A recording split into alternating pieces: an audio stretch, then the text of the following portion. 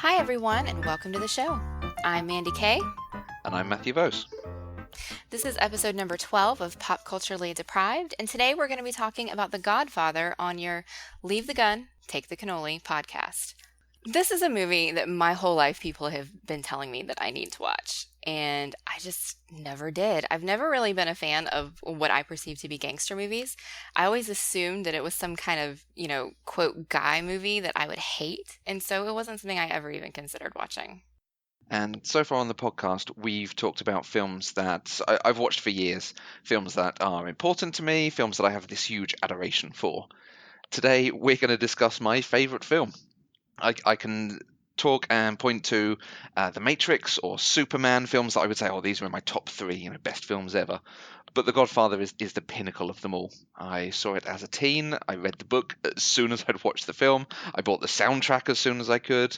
I've even travelled to see the film at a cinema in Leeds with my then girlfriend, who pretty much hated it, but she was partially sighted, so she couldn't tell any difference between the white men in dark suits with very dark hair, which was probably fair and I should have thought about beforehand. So it's fair to say that you would have been very disappointed had I hated this movie. If you'd hated this film, I could have understood why, because there's not a huge amount emotionally to grok onto and engage with, and that's part of why you go to film and enjoy it so much. That is true. There was emotion in this film. I mean, I did tear up on two occasions at least. I teared up in this movie, so. Poor Horsey. Nah, it wasn't the horse. Poor Cannoli.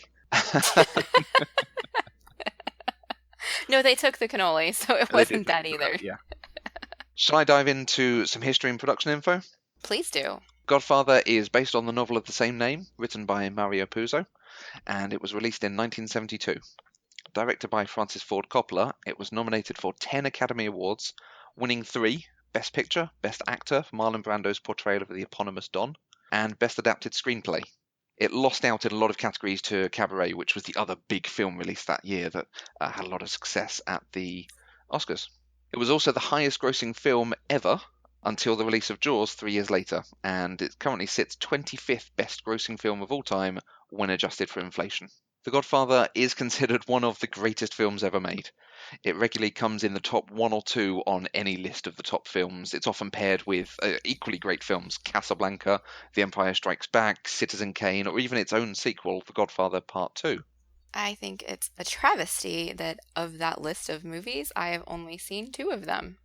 Well, we know you haven't seen The Godfather Part 2. Correct. I have also not seen Citizen Kane. Yeah. I did watch Casablanca, but I was very underwhelmed by it and don't understand why it is in this list. Perhaps it's a film of its time. You compare it to other things, the way movies were made and the detail they put into what perceivably a sort of detective romance film. And it's just hands above everything else. In the same way, The Godfather was so different from any gangster film made at the time. The Matrix then pushed on action films when it came out. Lord of the Rings did the same to epic battles films. Fair enough. Who knows? That's my defense. Citizen Kane, Godfather Part 2, put on the list. The line, "I'm going to make him an offer he can't refuse," is also deemed the second best movie quote of all time by the American Film Institute. It's after Gone with the Wind's "Frankly, my dear, I don't give a damn." So this is a significant film. It is, because there were so many quotes in this movie that I've heard and had no idea this is where they came from. And so that's just an example of how much it has permeated our culture. Yeah, anyone who's watched a decent number of Simpsons episodes has seen a lot of the major episodes of major moments of The Godfather. Oh, I didn't watch The Simpsons either, so... Okay, put all of the Simpsons on the list. 863,000 episodes of The Simpsons. Don't. This is such a major film. There are many fascinating stories about the production, about the reception, about its history. Paramount bought the option for the book when Mario Puzo had only written about 100 pages of it. Francis Ford Coppola was the 13th director to be offered the job, and even he initially turned it down when he couldn't finish the book. He called it a popular, sensational novel and pretty cheap stuff. Marlon Brando was high on Coppola's list for the role of Don Vito Corleone, but following a few poorly received films before this and a reputation for bad behaviour, the studio looked at a lot of other actors, including Orson Welles and Laurence Olivier. Eventually, they required Marlon Brando to audition, and they had him offer a bonding guarantee that he wouldn't actually disrupt the production. I read that one of their initial stipulations for Brando to be in the movie was that he would do the movie for free, but they took that out once they saw his screen test. Yeah, you want to pay one of your top actors to actually deliver a performance. Whatever you think about his off-camera things, he has been in a lot of major films and won a lot of awards. So when he brings it, as he does in The Godfather, he's worth having. He's worth throwing some money out to do so. Do you know how much he was paid? I never saw that listed anywhere, but I wonder what it is on the scale of Bruce Willis's. I don't know how much he was paid. I know how much Al Pacino was paid. Mm. Al Pacino was paid $35,000. Bargain. You can have many Al Pacinos for one Bruce Willis. Right. But I don't recall seeing what Marlon Brando was paid. Okay, probably a bit more. Probably not much more because Diane Keaton and James Caan were also paid about the same as Al Pacino. Mm. I can understand that because they were all not necessarily unknown quantities, but not major quantities at that time. Al Pacino actually left the mafia comedy The Gang That Couldn't Shoot Straight to play Michael Corleone, with only a few weeks to prepare before filming started. James Caan had lined up to play Michael already, so he was given the role of Santino's Sonny Corleone, and Robert De Niro, who was going to play Paulie in The Godfather, left his role to take over the role that Pacino would have played in the mafia comedy. Robert De Niro is just all over the place because he did also screen tests to play Sonny, Mm. and I thought that was awesome. There's a YouTube video of it out there, which I will link to in the show notes just because I actually really liked it and almost prefer Robert De Niro to James Caan for that Oh, role. terrific.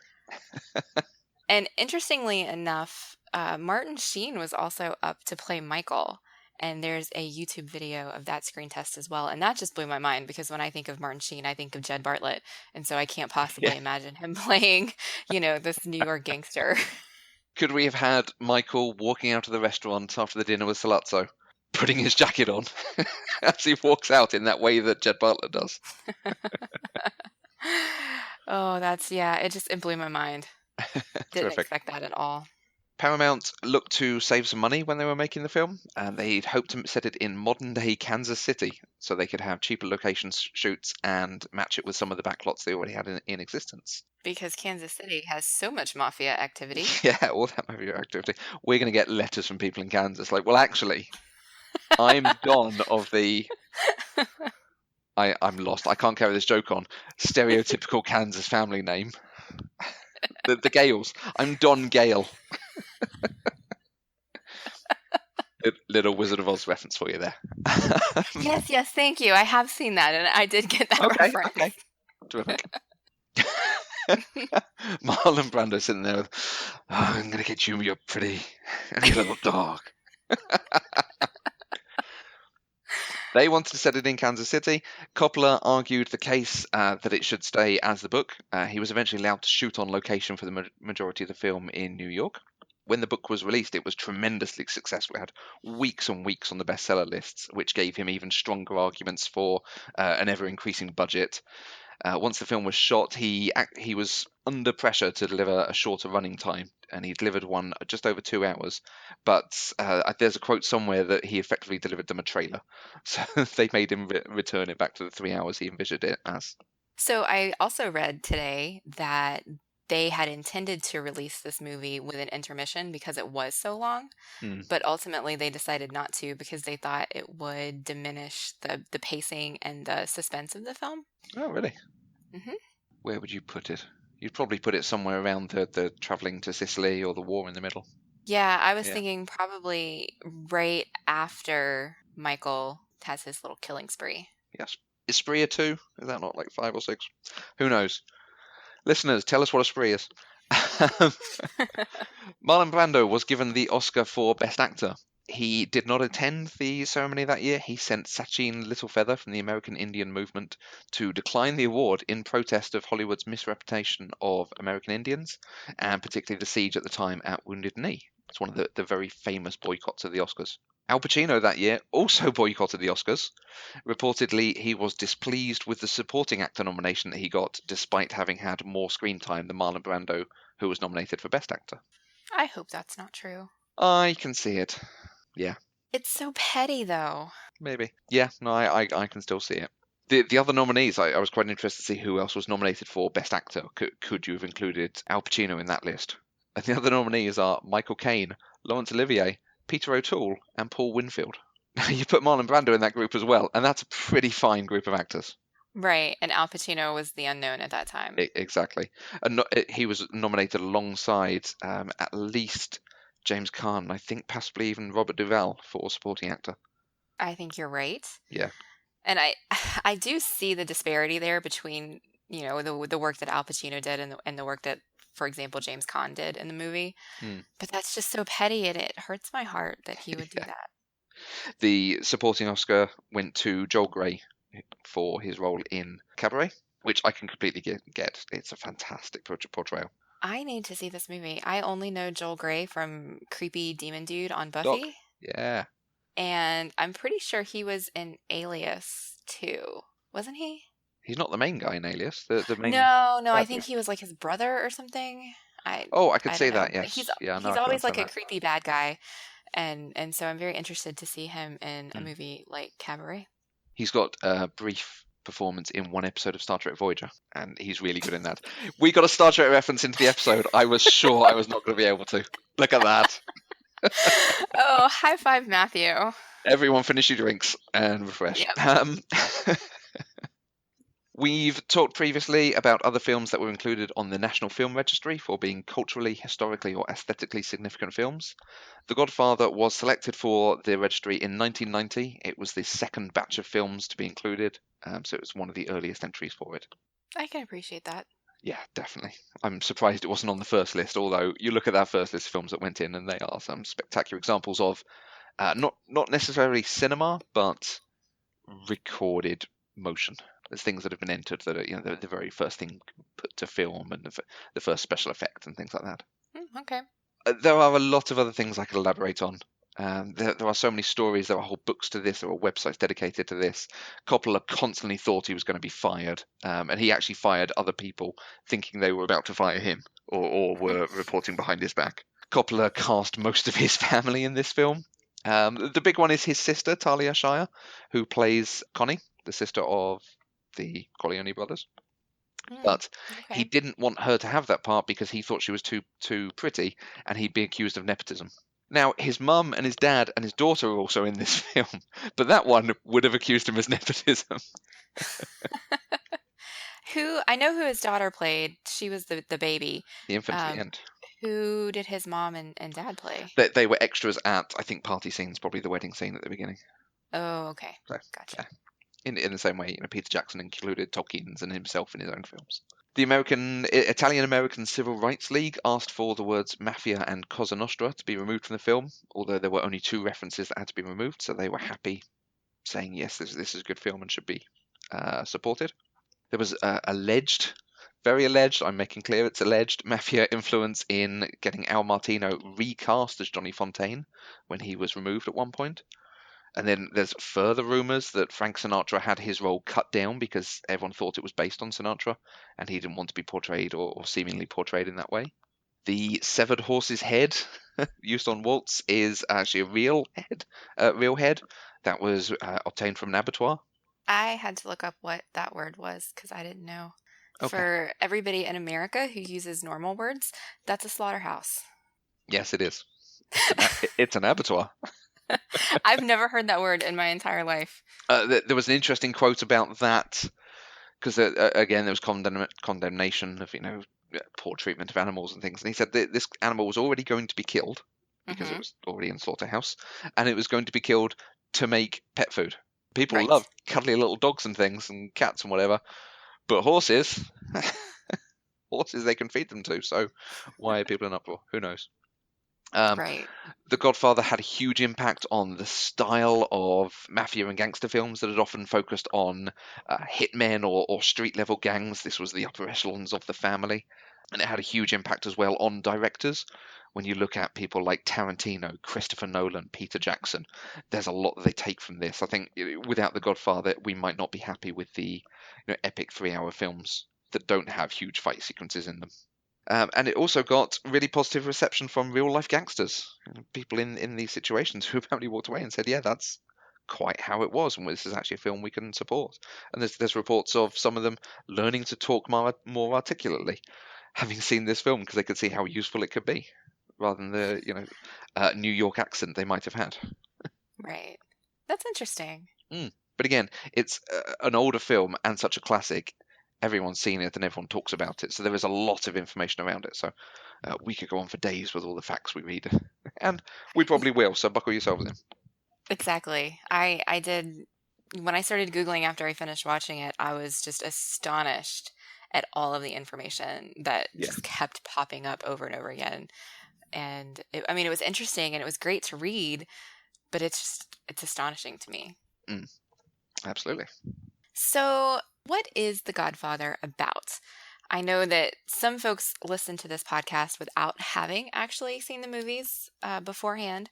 And so, The Godfather is, in its simplest terms, a movie about a powerful mafia family transitioning power from father to son. Would you say that's a accurate, fair portrayal? Yeah, this might be a question to get into a bit later, but do you think Michael or Vito are the lead character? Whose story are we following? Michael. Okay. I mean, the story is about Michael and his character development and I the would agree. arc that he goes. Yeah. Because the Michael that we meet at the wedding is very different from the Michael at the end when that door closes. Yeah, just out from the Marines, having served to help his country.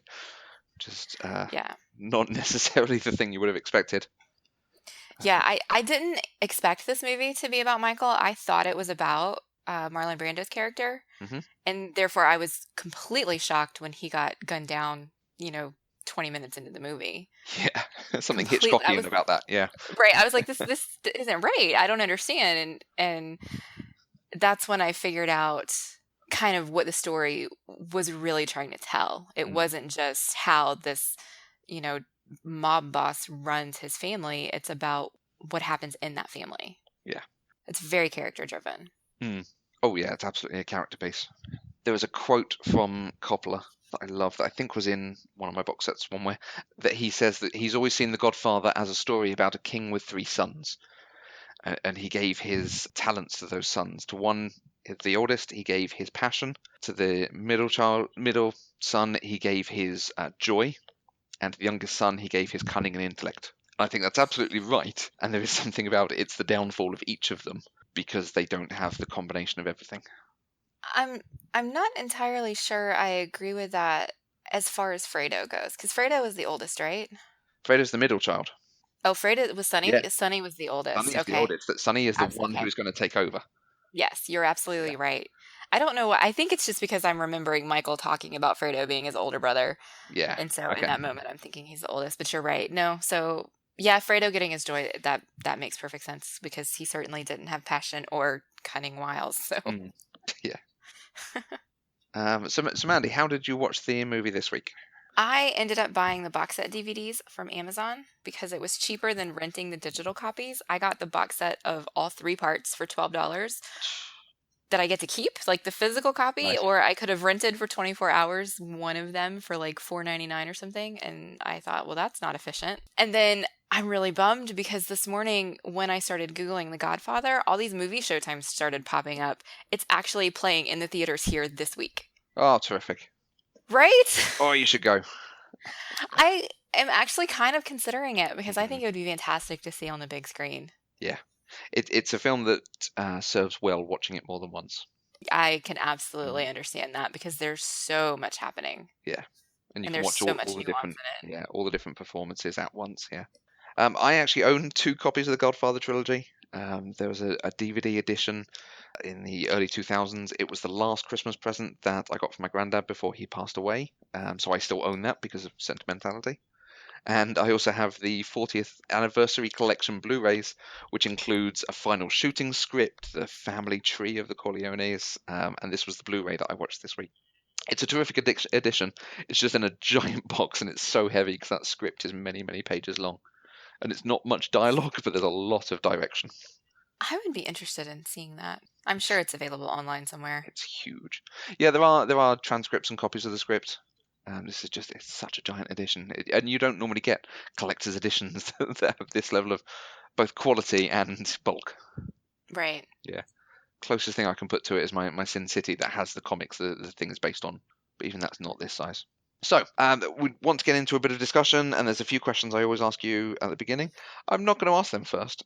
I want to return to something you said earlier, Mandy, that was quite interesting to me. You said that this was a guy movie. So I would like you to explain your rampant sexism that's really quite offensive to the listeners. What's a guy movie? Okay, first of all, I said that I thought it was a guy movie before, like way back when. That's why I never watched it growing up. But in that context, a guy movie is one of those, shoot 'em up, bang bang kind of movies.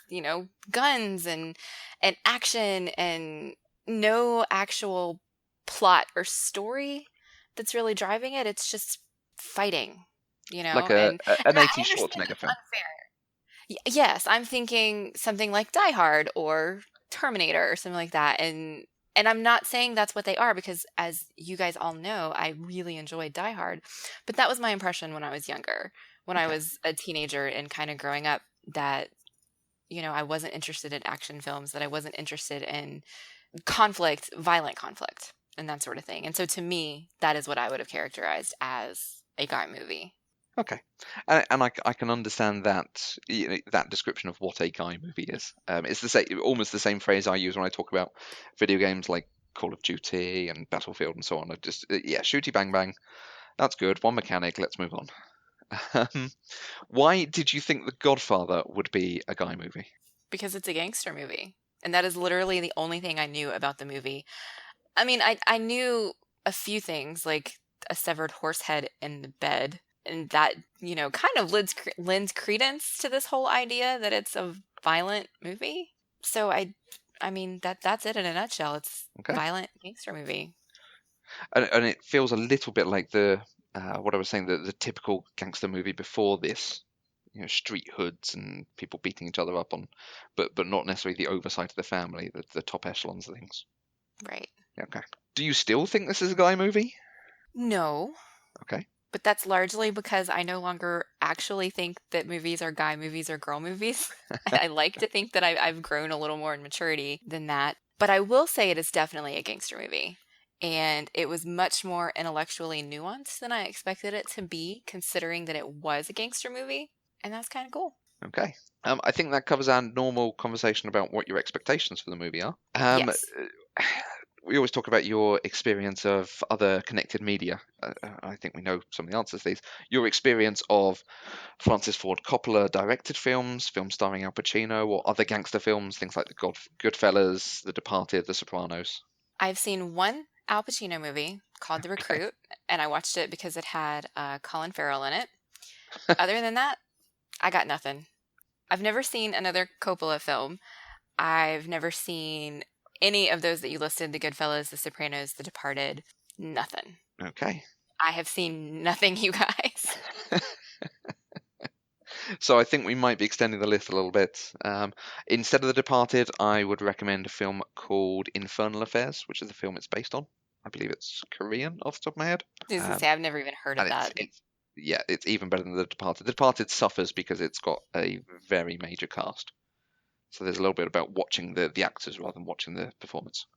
Okay, so you went into this fairly not knowing a lot of the some of the tropes and some of the styles of the actors and people. Did you enjoy The Godfather? Yes, absolutely. Hooray. Perhaps it's worth speaking to the big thing about this film. Do you think it's one of the greatest films ever? Oh, that's a hard question.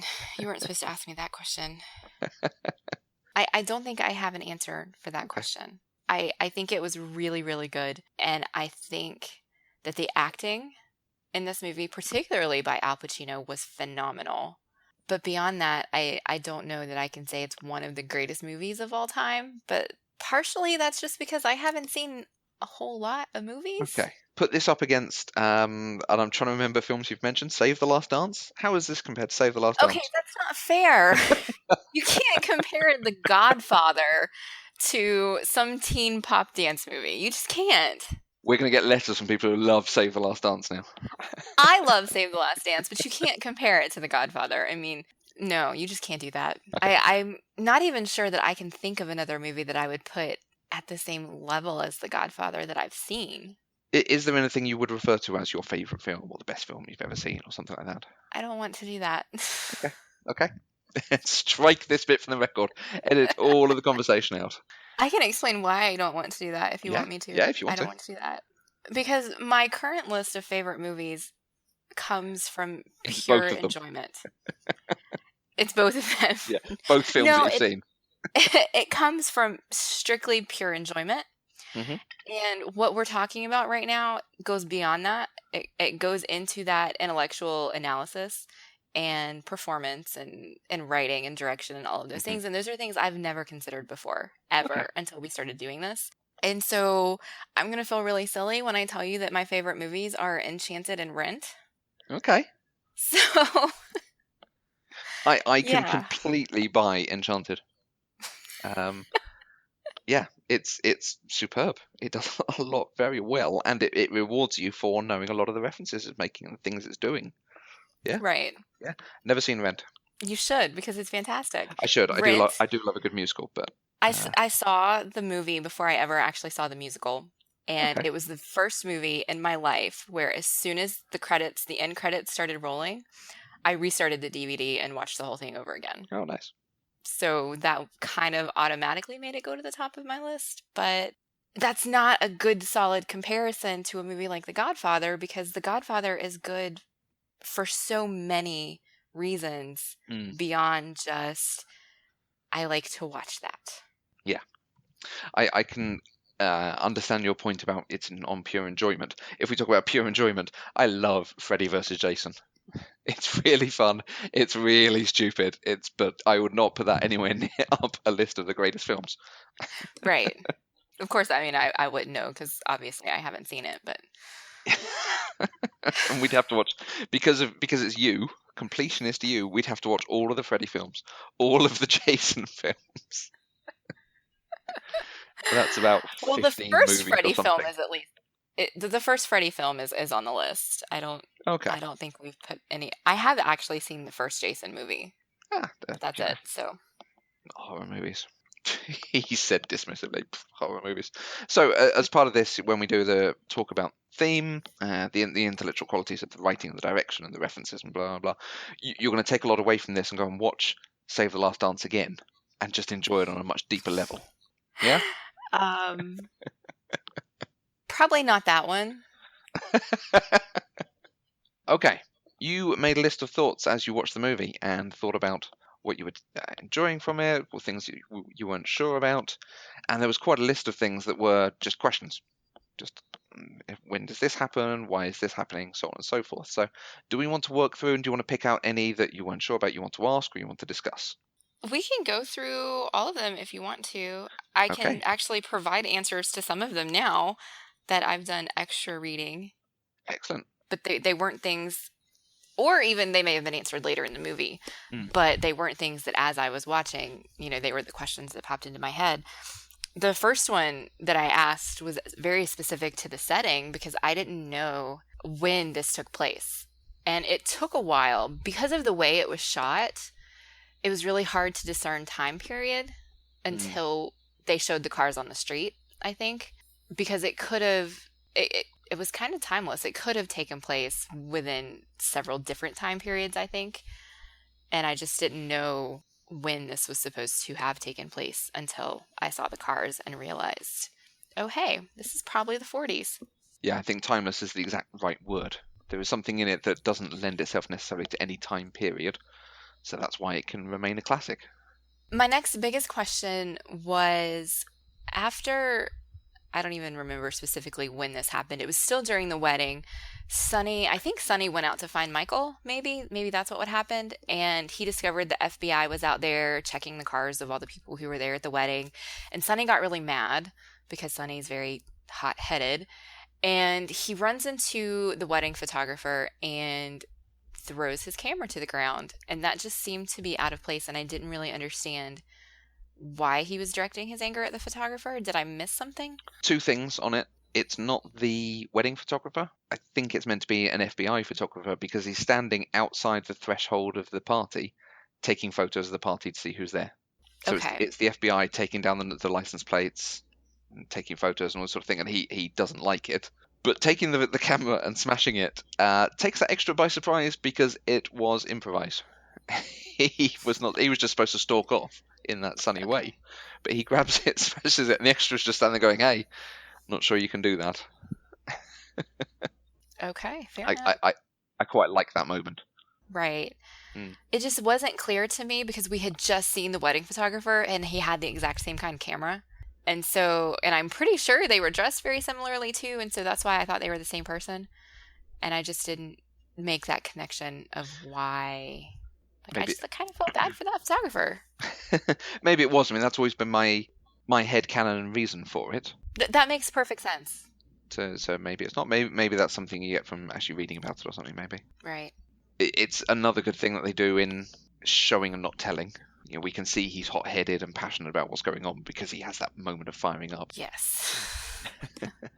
So the next thing that happened, and I was actually surprised at how early in the movie the horsehead scene happened. Mm-hmm. I don't know why I was surprised that it was so early. I think it's just so iconic that I expected it to be more prevalent or something, or have more build up to it, if that makes sense. Mm-hmm. But here's the thing. How did they get the horse head in this man's bed while he's sleeping without him noticing? I'm sorry, I call shenanigans on that. I agree. That's definitely something that. Yeah, no, it is. It's like, oh, that's quite. That I'm was going to painful keep. for you to say, wasn't it? As we go through, I'm trying to judge my words properly. As we go through, I'm going to keep referencing showing and not telling, which is an idea of a writing concept, rather than having an exposition device saying, "Oh, the Don's so powerful, he's great, he can do anything, and he will, kill your horse, or he has killed your horse," which we get a little bit at the wedding, and I'll talk more to that later on. But here we are shown the power of the Don, that even the other side, literal other side of the country from New York, they have managed to get a severed horse's head into this guy's bed, covered in blood, and he doesn't realize until he wakes.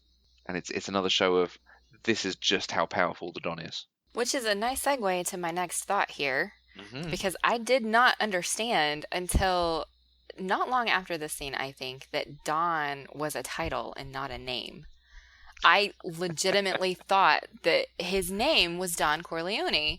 Hello, I'm And Don. then I looked, I did. And then I was trying to figure out who some of the characters were because they looked familiar to me. Mm. But they're so young here that I wasn't sure who they were. And so I paused the movie and I Googled the cast of The Godfather. And that's when Marlon Brando showed up and his character name was Vito Corleone. And I was like, wait, what? And I didn't understand that. And they never, it's a good maybe 50% through the movie before they actually use his name. It's always the Don or Don Corleone. Actually, I'm not even sure it was the Don. I think it was just always Don Corleone. And so I didn't understand that that was a title. And then after the movie, I went and looked it up. And it turns out they kind of made that up for the movie, well, for the book. Because the author of the book used it incorrectly. Because a Don in Italian is basically respected uncle. And so the way we would say Uncle Tom, you would say Don first name. It would never be Don last name the way Don Corleone is.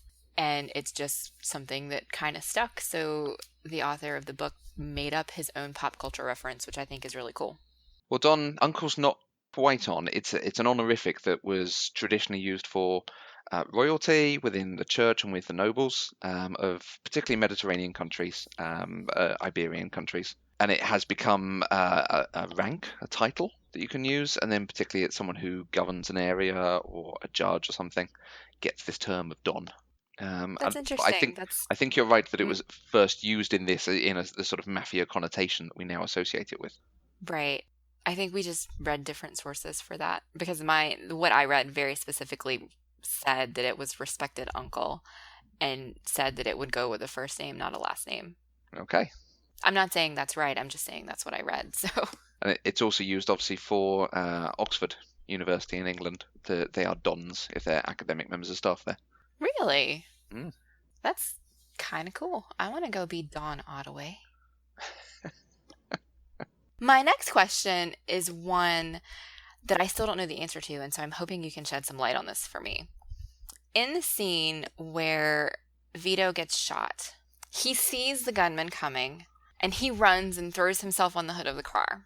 And so it very much looks like he's protecting his car from being shot. And I'm hoping I'm just completely misreading that and that he was trying to get to his kid to protect Fredo from being shot. Do you have anything to say about what was really happening in that scene? He's trying to run away. He hears the gunman running, and he knows there's something afoot. So he tries to run away, and trips over, and ends up sprawled on the car, and that's when they shoot him. I think it's the tripping because he spills the bag of fruit that he's buying. Okay. Because I mean, that's just not how I read it. And it doesn't make sense that in this movie that he would be trying to save his car because that's such a comedy thing, a modern comedy thing. But I didn't, I couldn't get a read on what was actually happening there. No, I think it is just tripping over as he's trying to get away because he is an older man by this point. That is true. That is very true. Am I correct that all of the conflict in this movie is stemming from the fact that Vito said no to the drug deal? Is that really what's happening here? Yes, but the term drug deal is not quite the right one, I think. This isn't they're buying some coke or some heroin. They are going to set up a business to import and distribute drugs. And it is going to make everyone a lot of money. There's just no better way to call that other than a drug deal. Yeah. I mean, this drug corporation, I guess. Yeah, a drug deal is what they're trying to stop in Bad Boys. But in this is they are going to use his political protection. They want to use the street level thugs to sell it, and as I say, it's going to make everyone at every level a lot of money, and it's going to make a lot of money for their enemies. So they want a part of it. But Vito is an honourable man for a mafia boss. He is. He absolutely is. Yeah. We can talk about that in a little bit. We'll talk about that. In this movie, there was a lot of Italian spoken. Mm-hmm. Sometimes there were subtitles. Mm-hmm. Sometimes there were not. Very specifically in the scene where Michael meets with Salazzo, that's his, I can never remember his name.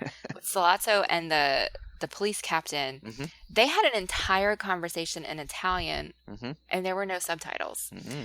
And it seemed to be a very important conversation. So why were we as the audience not allowed to understand what was happening? I would explain it through several different things, but I'm going to preface this with I love it. I think it works perfectly because it's not important what they're saying. The important thing is you can see, and you credit Al Pacino with good acting, he's phenomenal in this scene. You can see everything that's going on in his face. You can pull enough from the way Italian sounds quite like English because of the Latin derivation. You can understand a bit of what the conversation is going on about and from the mannerisms, but it's just not important to us. What's important is Michael's point of view, what he's thinking. Is he going to go through with it? Is he going to be able to get the gun? Is he even considering the offer that they're putting out for him? That's why I think there's no subtitles.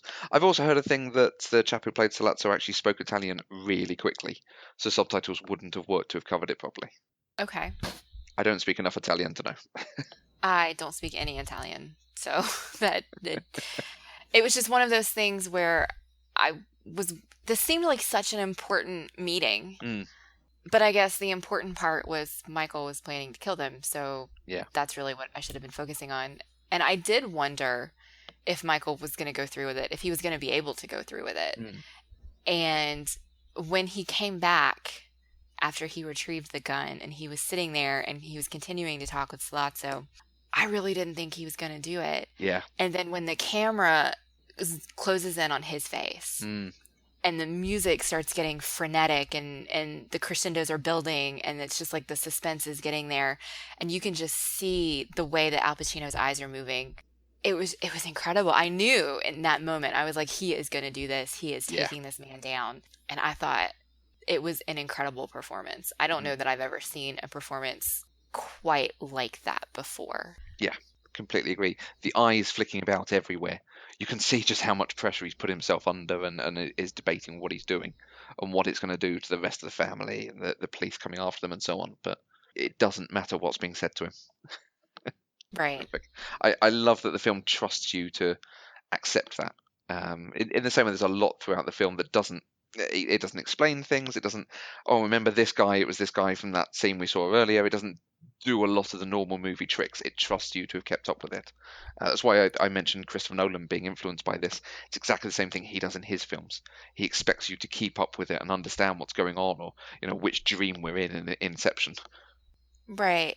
Well, I wish though that they had done a few of the more traditional things Mm. because the way they treated time in this movie Yes. was so confusing to me until I figured out, oh, 3 years have gone by. They just didn't tell us. Yeah, exactly. And so one of my comments that you pointed out here was when I said, I think I just decided I don't like Michael anymore. He had a wife who was murdered, and the next scene, he's showing up at Kay's doorstep, essentially proposing to her. Mm. But then right after I typed that, he says, "Oh, well, I've been back for over a year." Yeah. And I'm like, I don't really understand. I mean, because there were no visual cues at all. You don't see him aging. There's no Chiron on the screen that says 1 year later or 3 years later. There's nothing. And then the next scene after that, apparently, is 3 years in the future when he has a 3-year-old kid. Yeah. And so that frustrated me a little bit. And I think understanding that will benefit me greatly when I go back and rewatch it. Okay. But it was a little bit confusing. Yeah, I can understand that because there is you have to think about it, and it takes you out of the film as you're like, oh, why are they doing that? What's happening here? As a movie watcher, I feel very respected. Well, and I didn't, unless I missed it, I didn't notice them start messing with time that way until after the wedding to, oh, I cannot pronounce her name right now. Yes, Apollonia. Thank you.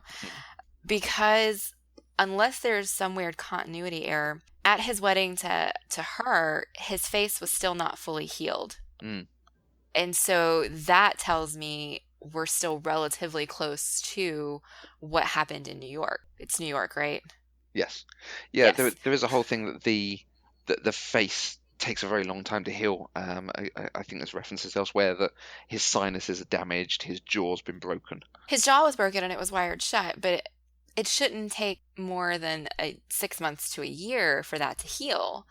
And so that's why I'm still thinking, he's been in Italy for a long period of time. Of course, he's been there long enough to become attracted to this other woman, even though he just left Kay behind. Yeah. So some time has definitely passed, and you can see that he is healing, but there's definitely still bruising on his face. There's still swelling on his face, even when he does marry her. And so to me, that tells me a significant amount of time has not passed. And then once she dies, the next scene that we have is he's been back in New York for a year. And so that's an entire year of his life that we didn't even see. Yeah, just getting everything back together. And I'm assuming that just means we didn't need to see that. No, it's not a significant enough part of the journey that we see him taking. Now, you have actually read the book, right? I have. How similar is the book to the movie? Are there any significant differences? Overall, it's really similar.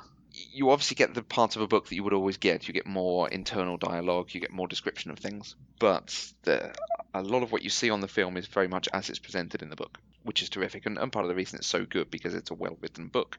However, there are some big differences. Particularly, Johnny Fontaine is a much more major character.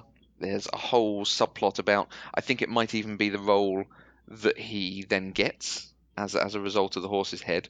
They then have a whole mafia thing of rigging the Academy Award, so he wins the award for it. Glad that was not in the movie. I think I said up top that Frank Sinatra apparently had a go at them for the way they seem to be portraying someone very like him, although it's not actually based on him, supposedly. So some of this was taken out. Santino's mistress, Lucy Mancini, that we see at the wedding with him. We see her only very briefly at the wedding and then a bit later on. She's actually quite a major character in the book. There's a whole story about her vagina that takes up a large number of pages in a book about the mafia. And that's one of the reasons. Yeah, it's one of the reasons that Coppola said it was not the book that he thought it was going to be and why he couldn't get through, because there's this whole thing about I'm going to try not to be too graphic here. In the wedding, there's a terrific moment with Sonny's wife doing hand gestures and then turning to her husband as she's impressing all the other wives. And she sees him sneaking off with Lucy. Right. So that tells you everything you need to know about Sonny. The thing you find out in the book is that Lucy has an abnormally large vagina. And Sonny is the only person who can make her feel anything. Yep. So Oh dear. when he dies, she goes through a whole spate of depression, that sex will be nothing for her anymore. She's never going to enjoy sex again, so on and so forth. She goes to Las Vegas, and I can't remember the exact sequence, but she either starts dating a doctor or meets a doctor who she then ends up dating, who is a plastic surgeon and is able to fix, in inverted commas, her abnormally large vagina, and she enjoys sex with him. And, Wow. and I I don't know what to say about any of that. Yeah, so it's this wonderful story about the lives of this mafia family, and it has this whole side plot about the mistress of one of them. That I got nothing about that. Yeah, Nothing. I think it actually her story intersects with Johnny Fontaine because the doctor treats Johnny for warts on his throat, on his larynx, I think, and either he then introduces him to Lucy, or Lucy introduces him, and that's how that gets treated. One or the other. Okay. But yeah, Also glad that was not in the movie. yeah, it's fully just a side plot that doesn't come to anything. Vito Corleone's experience as an immigrant to America and then growing up is given a lot more detail in the book, and it forms the basis of the character and your understanding of where he comes from. The family business after they moved to Las Vegas after the end of the film is detailed a lot more. And then there's two moments that I always they stayed with me because they add a lot more color to the film, particularly when Michael is walking with Apollonia, and you see the family walking a few paces behind them. There's a lovely moment where she stumbles and he catches her, and Right. it's very nice. It's very cute. That whole sequence is in the point of view of her mother, watching them and thinking about her daughter growing up and so on and so forth.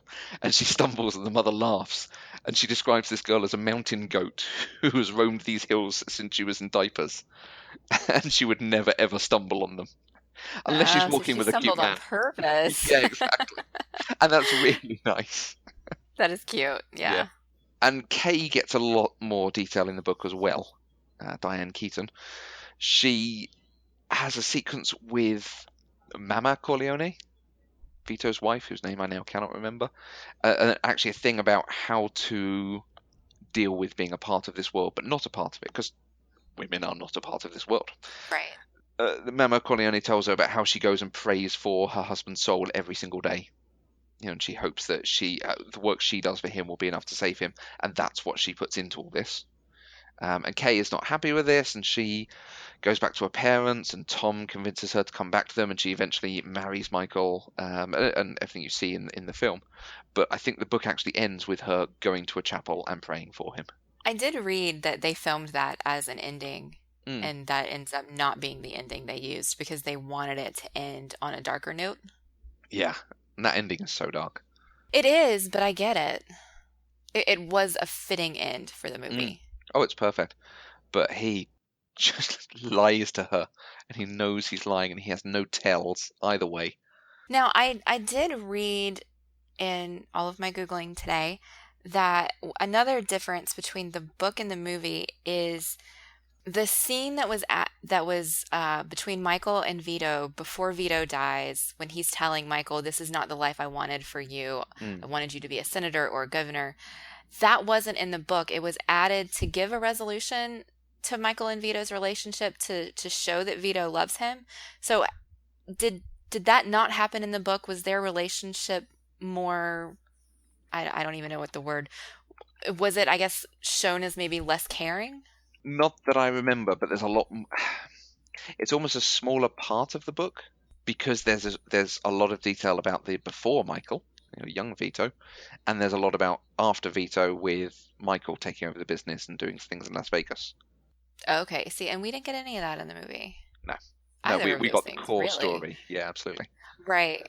And well, so when I read that, I had a hard time understanding it because Michael's love for his father is what propels him on this path. Because he Mm. immediately wants to go for vengeance for them shooting his father. And that's because of the love that he had for him. And so it struck me as weird that it was a possibility that in the book that's not the way it was. Yeah, even in the film, it's a lot more about the family as a whole and the protecting of the family.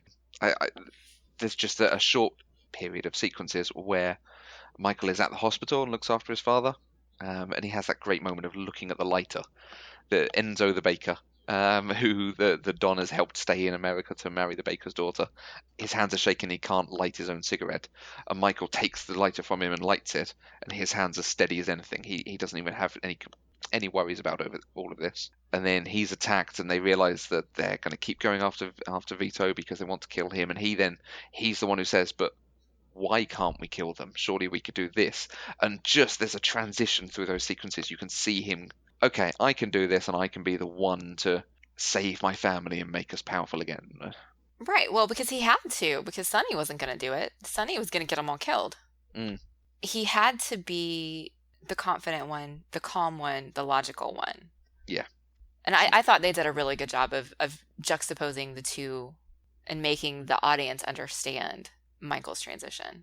Yeah, even in the last big scene with the two of them together, where he's just sat there calmly on an armchair, saying that this is what we could do, and Sonny's pacing around, and he's, you shoot him in the head, bada bing.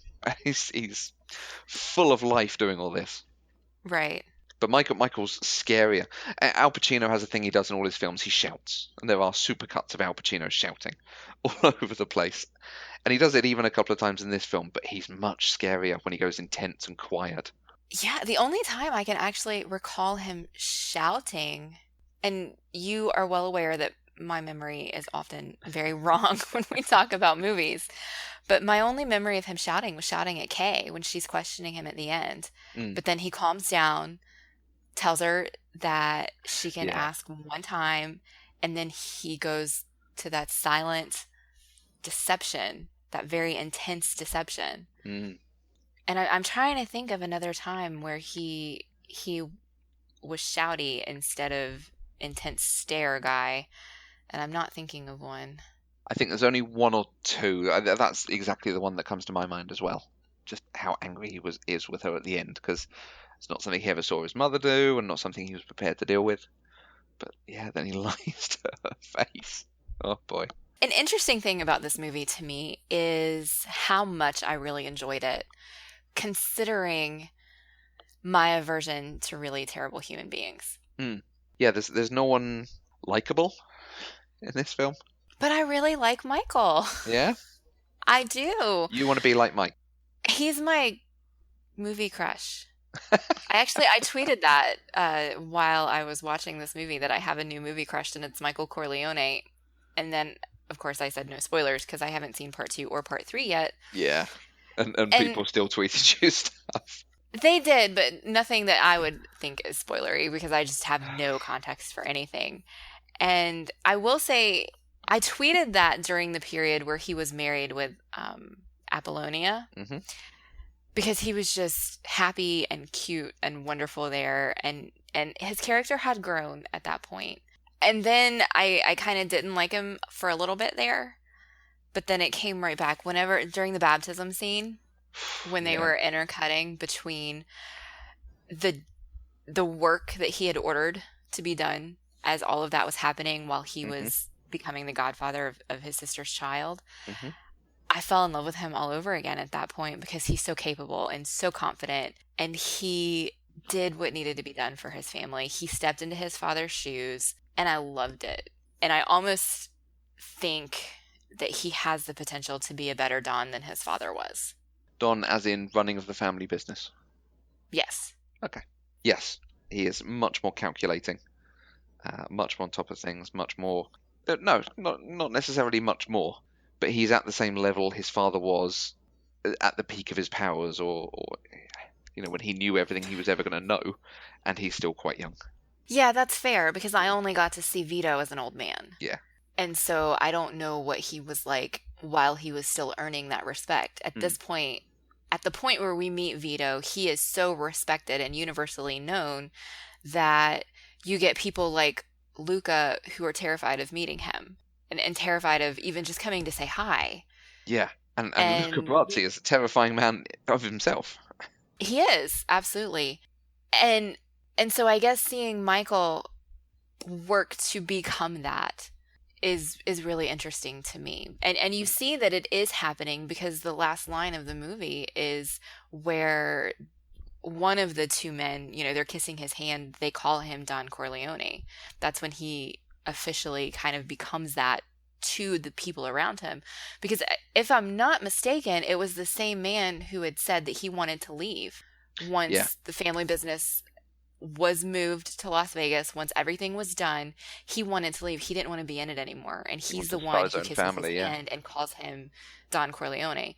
And so we're seeing Michael just step into that role and become that. And I like that kind of character growth, even if he's not a good man. Mm. And he's not a good man based on normal standards, but I think he is a good man in what he's trying to do for his family. Based on legal justice standards. Right? I mean, But yes, it's not he really does. okay to murder people, but you know what I mean.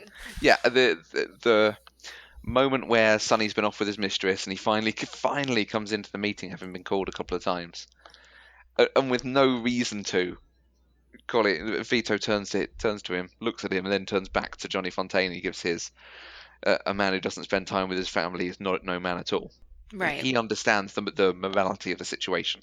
Well, and we were going to talk about this a little bit later, but I'll go ahead and say it now. One of my favorite lines was Vito's in the beginning when the Undertaker is asking him to murder the men who beat up and attacked his daughter. That is not justice. Your daughter is still alive. Mm.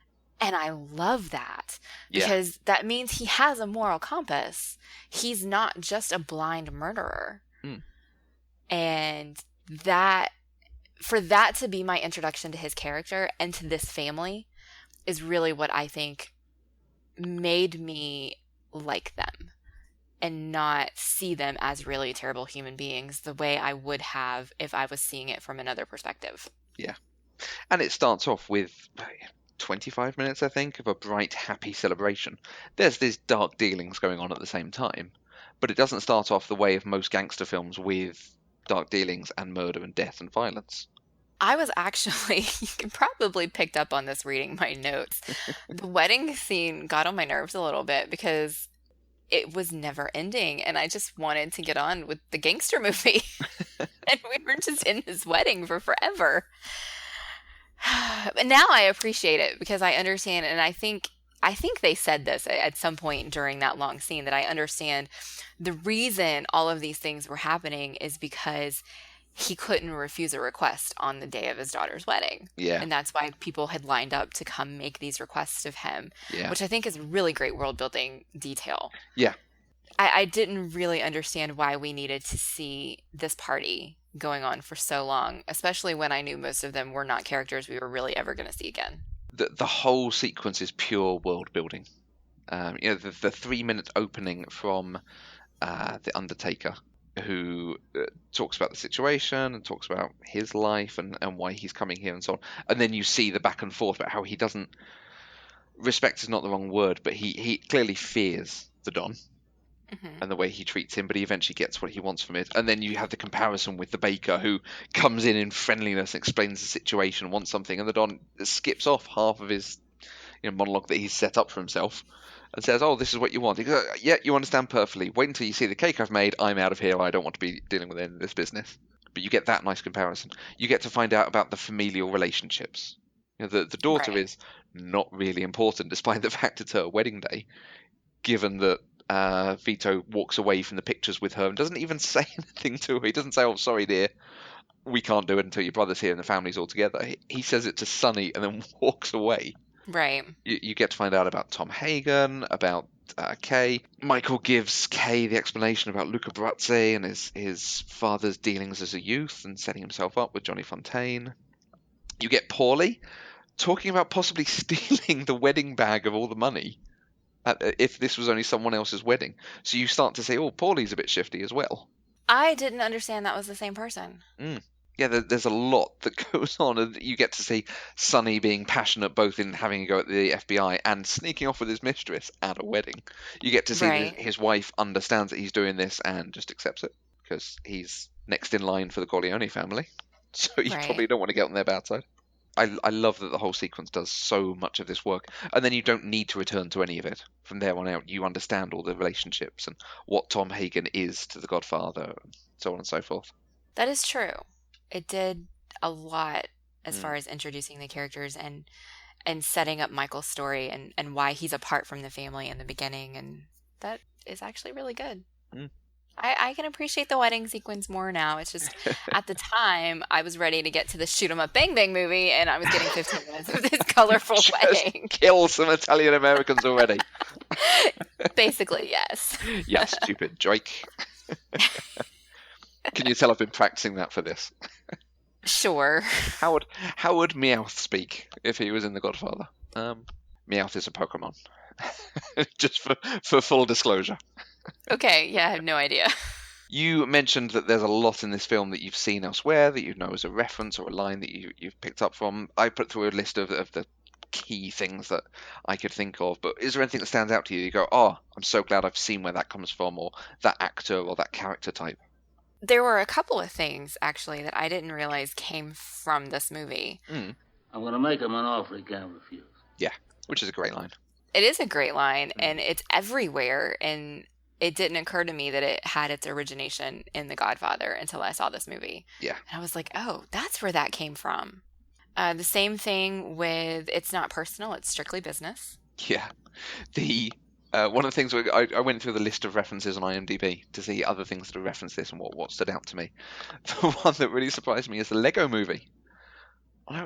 Surely not the Lego Movie. Surely that didn't do a Godfather reference.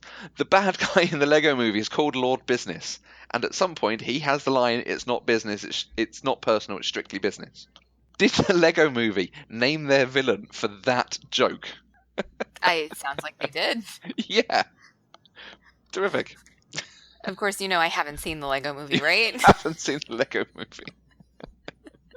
I mean, it's just safe to assume that if you're going to talk about a movie, I haven't seen it. So, yeah. I did actually mean to say in the introduction, I saw the Lego Batman movie earlier. It's my nephew's birthday, so we went to see this big fun. It's his 6th birthday, in fact. So this big fun movie, and then we went out for burgers afterwards. So coming home to talk about The Godfather has been a bit interesting. I had to get myself in the zone on the drive home. Oh, I don't know. The Lego Batman seems to be pretty businesslike, based on the trailers. Businesslike? Yeah. He's very serious. Okay. In the trailer. I haven't seen the movie. I've only seen the trailer. He's very, dark and broody in the trailer. Okay. I haven't seen the trailers. I don't watch trailers. Fair enough. He's not. He's Lego Batman from the Lego Movie, but you haven't seen the Lego Movie, so that would mean nothing to you. He's like from the Lego Batman games. That means nothing to you either. Nope. No point of reference there for me. Sorry. Moving on. Go on. Yeah, sorry. If I wanted to kill you, you'd be dead already. I had no idea that came from this movie. It comes up all the time. Yeah. And I think it's just an expression. It's a useful thing to say. But that exact phrase is the one you hear in so many superhero movies, action movies, spy movies, anything. Right. Yeah. Right. Leave the gun. Take the cannoli. Yep. It's something I've heard. Yep. I don't know that I've actually seen it referenced in another movie or something, but I know that my ears have heard it over the years, and so it was interesting to see that. And then I learned today that line was improvised. He was only supposed to say "leave the gun," and he added the "take the cannolis" part because of the previous scene where his wife reminded him to go get the cannolis. Yeah, and it's perfect to show again. This is just business. Right. We're still doing the getting the food we wanted to. That line, the one that I can think of recently, is it was used in Supergirl when they're doing not Pictionary, Articulate. No. What's the one where you have to you read out clues to a thing and they have to name it? Is that Articulate? I don't know. There's a few of them playing a game together, and it's a way of demonstrating how Kara and her sister are on the same level and know each other so well. Oh, was that one of the clues? Yeah, well, she just says, "Leave the gun, take the cannoli. Oh, Godfather," and then they go on to the next bit. Huh. Yeah. I vaguely remember that now. Maybe that's why it seemed so familiar, because I had recently seen it. Even Supergirl references the Godfather. What the hell is this? That's a Sicilian message. It means Luca Brasi sleeps with the fishes. Is something that I had heard and was surprised to hear here. And when I did, I was like, oh, that's another one. I think that's one that our friends over at Burger of the Week are going to reference at some point, because I'm fairly sure that comes up as a number of puns on Bob's Burgers. Oh, hey, guess what? That's another show I haven't seen. I think we have a new drinking game Yes, yeah, that's. Oh no, that's got to be a sip. That one, surely. because all of our listeners would die. Yeah. Anytime Mandy hasn't seen anything, just look at your drink. You don't have to partake of the drink. And I put down the orange in the mouth that Vito does with his grandson at the end. That heartbreaking moment at the end. Of course, John does that in the opening of Lost in the pilot.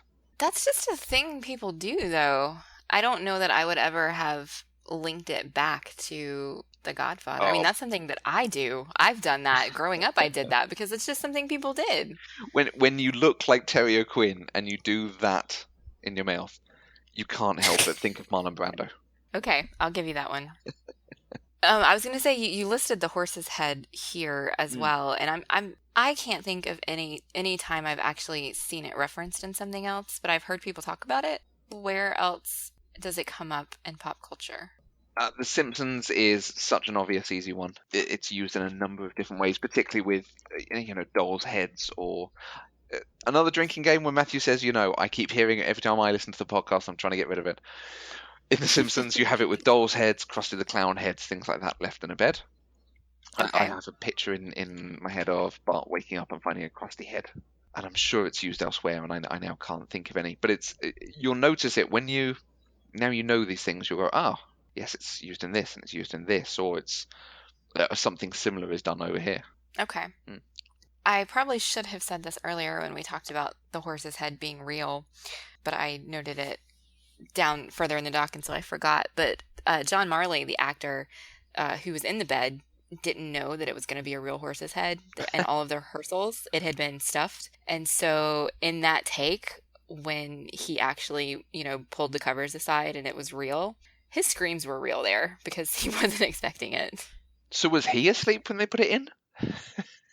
I don't know.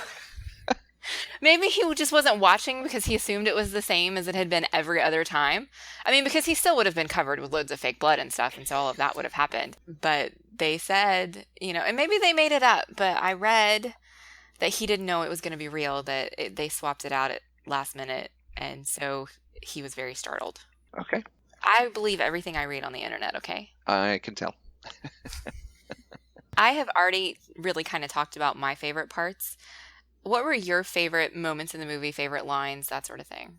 I talked about the wedding sequence, and I do love it. I love for everything it does. I've mentioned showing and not telling, and this sequence does that very well because it mixes a bit of telling.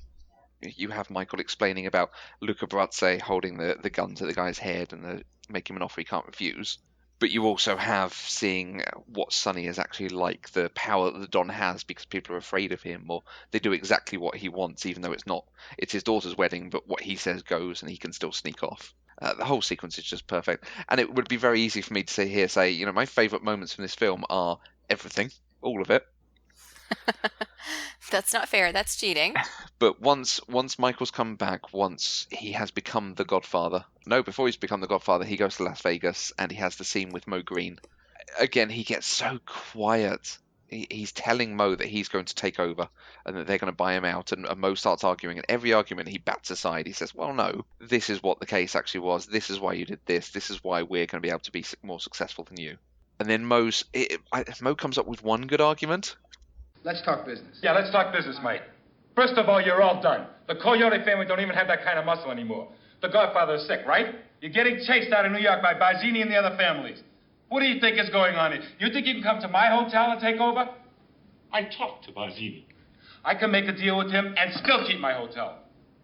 Is that why you slap my brother around in public? And he completely changes the argument they're having, and it maintains that power position, despite the fact that Mo has stood up and he's sat down, so the sort of power stance is reversed. He's completely in control of the situation. And Mo defends himself. He says, so you straightened my brother out. And Mo storms off in a huff. And because Freddie tried to defend Mo, he then talks Freddie down as well. Fredo, you're my older brother, and I love you. But don't ever take sides with anyone against the family again. Ever. And it's reminiscent of the stuff we saw with Mal Reynolds talking Jane down but then also having a go at the Doctor in Firefly. Right, and that's the way a good leader should be. You dress everybody down but separately so that you're not disparaging each other in front of other people. Yes. That was a terrible way to say that, but you know what I mean. No, absolutely, and it is really good management of everyone. And he just stays sat in his chair through the whole thing. I think maybe playing with a pack of cigarettes, but he's in control of the entire room from the moment he walks in. I already talked about Vito's clear moral compass with his "that is not justice, your daughter is still alive" moments, which I think that's what set up my expectation for the whole movie once I was in the movie, and I really liked that. And interestingly enough, my other favorite moment was at the very end of the movie when they call Michael Don Corleone and then the door shuts. Because really, while the climax of the film was what was going on during the baptism, when Michael was basically calling all of the shots and clearing all the family business up at one time, I think it can be argued that that's the climax of the movie. The end is a climax all of its own because all of a sudden Michael has become the head of the family. And so for him, his story is just beginning. And I love that. I love that it makes me want to see what happens next. Yeah, it's a very sharp ending to the film. It just, the door closes and you see Kay's face go. And that's, again, another reference you see in a lot of places. Kind of very much she's now an outsider. But it just, the film just suddenly finishes at that point. I really liked it. Again, we don't have to have everything tied up in a nice bow. They can respect us as a viewer to go, and that's completed the journey of Michael from war hero through to Don Corleone. Is there anything else you want to talk about before we move into this next section? I don't think so. Okay. We have asked some of our listeners for questions on the movies that we're talking about before we record them. And so we have a few questions that we want to go over just to make sure that we touch on all of the things that you guys want to hear about. So Garrett on Twitter at GarrettCRW asked, what did you think of the graphic nature of the violence? It's my understanding that it was considered shocking in 1972. Yeah, it's a really interesting question because for two reasons. The violence that there is often bloody. The shooting of Captain McCluskey and Salazzo, the shooting of Sonny, the horse's head. Even the shooting of Vito, because they did some up-close shots of those bullet holes with like blood pouring out of them. Yeah, absolutely. And the assassinations at the end. But they're all very short. So it's more the impact of suddenly someone's shot and then we move on from it. We don't linger and we don't have huge gunfights going back and forth or people getting wounded in that way. Right. But one of the things I did read when we were researching this is the violence was actually upped by the studio. They wanted it to be more violent because they wanted it to have a wider appeal, not just the core intellectual theme of it. They wanted it to have these more shocking moments to grab people in. Things like the abuse that Connie suffers. Some of that was added in to really hammer the point home and to make it that scene was hard to watch. Yeah, it's not I more should accessible. say listen to. Yeah, it's more visceral. And she smashes the crockery in. And she is being a bit of a brat, to be fair. But he's the one sleeping around and treating her awfully, so... I don't call that being a brat, because she just found out that her husband is... like, actual evidence that her husband is cheating on her while she is very pregnant with his child. So I think her reaction was justified. Yeah. But I'm glad they showed she hit him it with a loaf of bread? She threw several things at him, I think. Yeah.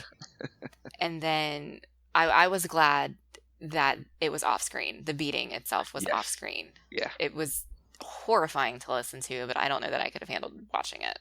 Yeah. But you can always picture something worse than you actually see, which makes it really effective. Yes. Yeah. I think for me, being a product of the 21st century, I didn't find the bloodiness to be particularly graphic. I mean, when you consider what's normal today.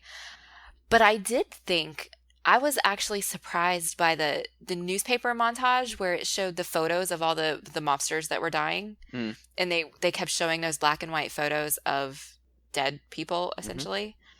I was surprised that was in the movie. That, to me, was more graphic than any of the actual murders that we saw on screen. That sequence uses some real images from mob shootings. And so some of the points where they do linger on death, what am I thinking of? I'm thinking of the assassinate or Michael killing Salazzo, the death of Apollonia, the shooting of Sonny on the causeway. It lingers a little bit longer than you would expect the shot to, and I think that's to drive home the point that they're making the film look like these things that you see in the newspaper and that are reported from the 20s on. Okay. And that sequence, with all the spinning newspapers and the headlines and so on, was put together by George Lucas. I did read that. Close personal friend of the Coppolas. Yes. Sorry, did I just gazump your fact? No. I hadn't decided if I was going to bring it up, so that's great.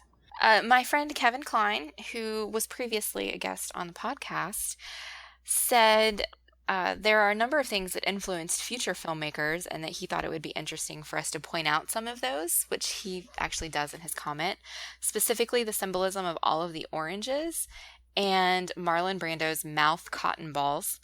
So I had no idea what this orange symbolism thing was, so I had to go look it up. And basically, there are all of these theories out there that oranges symbolize death in this movie because, generally speaking, if you see an orange, then the person the orange is near is going to die, right? I mean, that's generally what it is, what people say it is, right? That's what I think when I see an orange, so... Right. I mean, and there are loads of lists out there that actually go through all three movies in the trilogy, and I had to stop reading because I haven't seen the other two.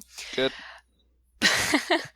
But I did find, let me pull it up. I did find a quote so there's a book on the making of the film, and the book is called The Godfather Legacy. And the author of that, his name is Harlan Lebo, and he writes, for production designer, I'm going to butcher this name, Dean Tavoularis, oranges were simply another carefully chosen complement to otherwise somberly dressed sets. We knew this film wasn't going to be about bright colors, and oranges make a nice contrast, he said. I don't remember anybody saying, hey, I like oranges as a symbolic message. So, there's a thing called death of the author, and I guess maybe in this instance, death of the producer, maybe. So if you see that symbolism there, great, wonderful. I just don't think it's intended symbolism. Death of the prop team. There are oranges, I think, even scattered around at the wedding. I think you're right, it was just used as set dressing more often than not in this film. I can understand them having watched it back and going, this is perhaps something we can use as a theme as we make sequels to it. Right, yeah. Right. But also, they come from Sicily, a whole region that grows a lot of things like oranges and olives and so on. So I can see it being a favoured thing, yeah, absolutely. Kevin also mentioned Marlon Brando's mouth cotton balls, which is interesting to me because one of the things I really wanted to know while watching this movie, I go into these things blind. I don't Google things. And so my thoughts are undiluted. And so I really wanted to know, did Marlon Brando have something in his mouth to make him talk like that? And I looked it up. And he did not stuff his mouth with cotton for the movie. He did for the screen test. And when they actually did the movie, a dentist made this whole steel denture prosthesis thing to make his mouth look like that. And I just thought that was really interesting. The screen test has two stories behind it. Some people say it was a screen test. It was making sure they had the right look for the character and that he could come across on screen in the way they wanted him to. Other people say this was the audition, but they didn't tell Marlon Brando because they didn't want to offend him. Yeah, I saw both of those versions. So I guess I would say it's an unofficial screen test. They went to Marlon Brando's house with the camera and had him do these various things to see what it would look like. Yeah. Basically. And it included darkening his hair with shoe polish, stuffing cotton gauze into his cheeks to make him kind of look like a bulldog, and having him do the voice. And it worked because you'll recall that we talked about how the producers really did not want Marlon Brando to be Vito. They did not want him anywhere near the movie. But once they saw that video, they knew nobody else could do it. So I think that's really cool. Mm-hmm. And I mean, talk about method acting. Yeah, absolutely. And this next question is one that was specifically made to delight me. JD Katz Frostwonk, we have wonderful Twitter names, don't we all? Who is on Twitter at @catwithAview, asked, I'd like to know if you wanted to pet the white cat as much as I did in the scene with Brando. And the answer is absolutely yes, because that cat was adorable. It's so playful in a scene that's So so playful. serious. Well, and the best part about it is that cat wasn't supposed to be there. It wasn't written into the movie at all. The cat was a stray cat on the set that just really got along with Marlon Brando. And so Coppola just threw the cat in his lap and said, do the scene with the cat. And that's kind of how that worked out. And actually, the cat was purring so loud that it messed up some of the dialogue, and they had to re-loop it because it was obscuring what Marlon Brando was saying because it was just so loud. Never worked with children or animals. I don't know, that cat was adorable. Like, all I wanted to do was, like, put my face in his belly, which is probably not what you should be thinking when you're watching The Godfather. But that's what I was thinking while I was watching this particular scene in The Godfather. And it reminds me a bit of Vito at the end when he's playing with his grandson, with Michael's son, Anthony. The child was actually called Anthony and wouldn't respond unless they called him his name, so they just called Michael's son Anthony. Oh, that's cute. He was a cute little boy. He was very cute. Marlon Brando's playing dead on the floor and he's going, ah, ah, ah. Oh, that scene was so heartbreaking. It really is. Okay. Is there anything else that we need to discuss about The Godfather today? Looking on from here, are you prepared to watch parts 2 and 3? Definitely part 2. Hmm. I've had people tell me that part 3 maybe isn't very good, but I'm also a completionist, so more than likely if I watch part 2, I'm going to want to watch part 3. I don't want to heighten or set expectations. Part 2 is at least as good as the first. Part 3 is not as good. I still like it. I still think there's a lot to enjoy in there, and a lot that we can talk about when we get to it. Okay, definitely we can put it on the schedule. I do have some further reading for you, things you might want to consider. There are 2 films that are linked to this film that I think you might enjoy. One is called The Freshman. It stars Matthew Broderick. It's 1990, I think it came out. He is a student who moves, I think, to New York to go to college, and he is robbed when he gets there. He ends up finding the person who robbed him. He is told he has to do them a favor to get his stuff back, or to be helped to get his stuff back, and he ends up with this sort of mafia-style gang helping to import or procure animals for an exotic animal restaurant, including a Komodo dragon, which is part of the whole thing. But the person who runs this mafia-type crime family gang is Marlon Brando, basically pastiching Don Corleone. To the extent there are lines in there where Matthew Broderick says, he looks really like that guy from The Godfather, but no one tells him. So, is this Ferris Matthew or Broadway Matthew? This is Ferris Matthew. Okay. Actually, then I would really want to see it because I've only ever seen Ferris Matthew in Ferris Bueller, so that sounds fun. I haven't seen it in probably 20-something years now. But I remember it being fun enough. You know, it's a good TV movie. Okay. The other one I would mention is Mickey Blue Eyes, which is, I think, a 1999 rom-com starring Hugh Grant. I was going to ask if that was a Hugh Grant movie because it sounded very familiar. Yeah. Have you seen it? I don't think so. No. Hugh Grant is... Well, let's be honest. He's Hugh Grant, and he's getting married to this woman who turns him down, and it turns out her family are basically the Corleones. And he convinces her to go through with it, but he then ends up getting involved in the family business. There's a great sequence where he's driving along and he's making notes on his dictaphone. He's saying, okay, rent Goodfellas, The Godfather, parts 1, 2, and 3, and so on. The head of this crime family is James Caan. No way. It is indeed. It's if you like rom-coms, it's genuinely quite a funny film. There is an animatronic gorilla in it. There's a little cuddly plush toy thing that's just hilarious that I would love. Okay. Yeah, it's worth seeing. It's a good fun film. That's a good endorsement. Yeah. I was quite surprised in your notes, just as a quick segue, you didn't mention James Caan as going, oh, it's James Caan, which you would normally do. It's Buddy's father from Elf. But I guess I'm just more familiar with James Caan's work throughout, and he looked like James Caan to me. Mm. He just looked like a young James Caan, and so it didn't surprise me when I saw his name. That's the thing. Al Pacino, Diane Keaton, and Robert Duvall didn't look like themselves until I knew who they were. And Right. then once I knew who they were, they looked like their current selves in the movie. Does that make sense? Like every time Tom Hagen showed back up on the screen after I figured out for sure that was Robert Duvall, all of a sudden he was present day Robert Duvall. Yeah. Every time I saw him. Like he was no longer the young blonde Tom. He was current older Robert Duvall. Same thing with Diane Keaton.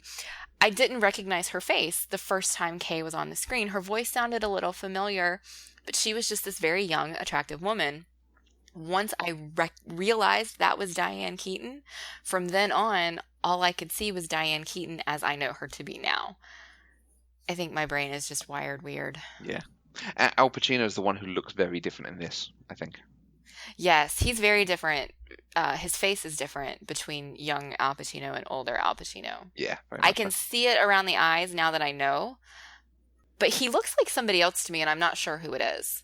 Like, I kept thinking he looks so familiar, and I still don't know why. I don't know who I thought he looked like, because it certainly isn't Al Pacino. I haven't seen any of his movies. No, clearly not. And Al Pacino's been in some significant films, so. Yeah, and The Recruit is not one of those significant films. No, it's It not. just happens to be the only one I've seen. This means you've never seen Heat. No. Oh, we get to put Heat on the list. Terrific. Okay. That's a good film. All right. That's a good film. While we're talking about actors, I just wanted to mention John Cazale, who played Fredo. He was in 5 films in 1972, 74, 75, 77, 78. And I think all of the films were nominated for the Best Picture Oscar. And Wow. he is then in archival footage in The Godfather Part 3, which was also nominated for Best Picture. Because he actually passed away whilst filming his last film. They rearranged the shooting schedule so that he could shoot all his sequences because he was suffering from cancer, I think, and they knew he wasn't going to be around for too long. So they rearranged everything so he could get his sequences shot with his partner of the time, Meryl Streep. And Okay. that film was The Deer Hunter, which is another one of the great films. Which, of course, I haven't seen. I know you haven't seen, but that is a truly great film. It's hard Okay. and it's brutal and it has nothing to like about it, but it's so very, very good. Well, that's quite the endorsement. One of his other films, though, is Dog Day Afternoon with Al Pacino, which is terrific and is quite fun. So that might be worth putting on the list for a time later when we want something more enjoyable. Okay. So we've exhausted discussion on The Godfather. Thank you, everyone, for sticking through us. We wanted to address some listener feedback that we've had, some really good messages from you guys.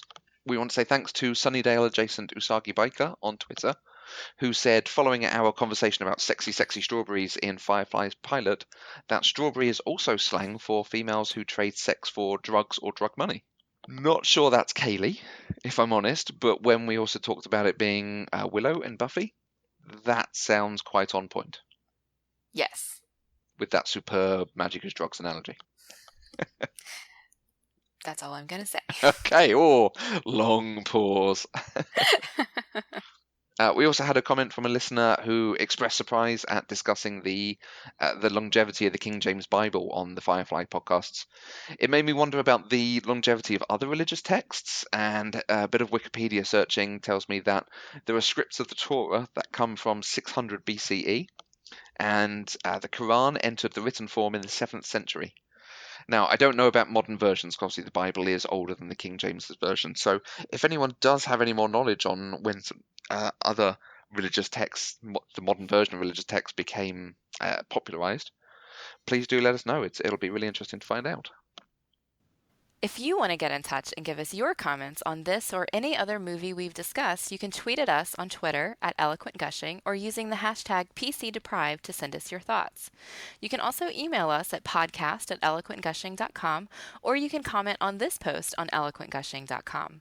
Individually, I'm at Mandy K. And I'm at Matthew Vose. Please also remember to rate and review us on iTunes. It's the #1 best way to help people find the show. We'll be back next week with another episode of Pop Culturally Deprived, where we'll be discussing Ghostbusters. Until next time, I'm Mandy K. And I am honoured and grateful that you had invited me to your daughter's wedding day on the day of your daughter's wedding.